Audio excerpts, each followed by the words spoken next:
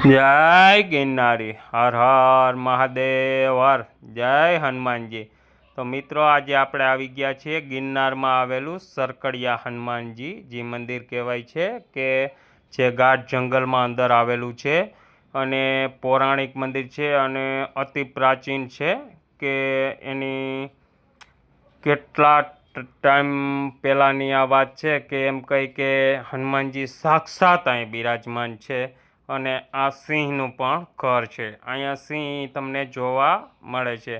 તો આપણે લીલી પરિક્રમા આવીએ ત્યારે ઝીણા બાવાની મઢીથી સીધું સરકડિયા હનુમાન અને સૂરજકુંડ થઈ અને મારવેલા નીકળી શકીએ છીએ। આ એ રસ્તાની તમને હું માહિતી દઈ રહ્યો છું। અત્યારે જો આ બાયણે ચોગાન આવેલું છે બહુ મસ્ત અને લખેલું છે સરકડિયા હનુમાનજી મંદિર દર્શન માટે।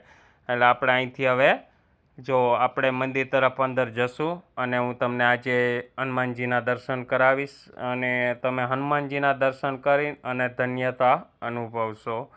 તો તમે જોઈ શકો છો અહીંયા આપણે કોઈ પણ અંદર તમારે શ્રીફળ વધારવું હોય તેનો પ્રસાદીનો સ્ટોલ આવેલો છે। ત્યાંથી આપણે અંદરથી પ્રસાદી લઈ અને મંદિર તરફ આગળ જવાનું હોય છે।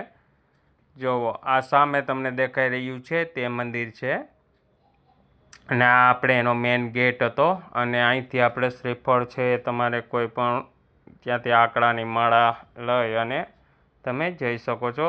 અને અહીંયા ગિરનારની પરિક્રમા હોય ત્યારે આવો તો બહુ જ મજા આવે છે કેમ કે માણસો પણ એટલું હોય છે અને અહીંયા મજા પણ એવું આવે છે। અને આડે દિવસે આવો તો આ સિંહનું પણ ઘર છે અને વાંદરા પણ અહીંયા એટલા છે કે એની કોઈ સીમા નથી, એટલા વાંદરા છે। તો તમને હું હનુમાનજીના દર્શન કરાવી રહ્યો છું, તમને જોઈ શકો છો।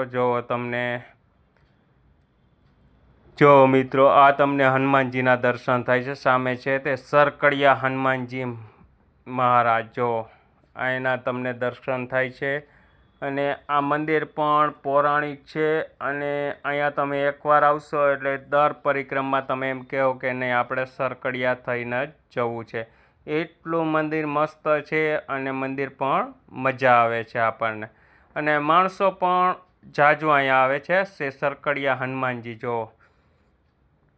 અને અહીં બાજુમાં જ છે ત્યાં માં નવદુર્ગા અંબાજી બિરાજમાન છે, જો તમને જય અંબે માં, બરાબર। અને આ એની અહીંયા મોટું બધી જગ્યા આવેલી છે, રૂમની સગવડ છે, બધી સગવડ આવેલી છે। અને સામે જો મહાદેવનું મંદિર છે જે રામેશ્વર મહાદેવ મંદિર, જો એના હું તમને પણ દર્શન કરાવીશ। તમે મારા જો વિડીયોમાં પહેલી વાર હોય, નવા હો તો મારી ચેનલને લાઈક કરજો, શેર કરજો અને સબસ્ક્રાઈબ કરવાનું ભૂલતા નહીં। જો આ છે એ મહાદેવના તમને અત્યારે દર્શન થઈ રહ્યા છે અને આપણે ઝીણા બાવાની મઢીથી બે રસ્તા છૂટા પડે છે, એક સીધો મારવેલા વયો જાય છે અને એક સરકડિયા થઈ સૂરજકુંડ થઈ અને મારવેલા જવાય છે।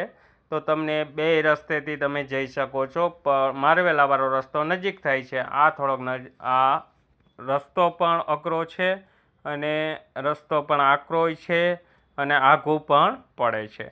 તોય પણ માણસો જે શ્રદ્ધા વિશ્વાસ છે એ લોકો તો સરકડિયા હનુમાન અને સૂરજકુંડ થઈને જ મારવેલા જાય છે।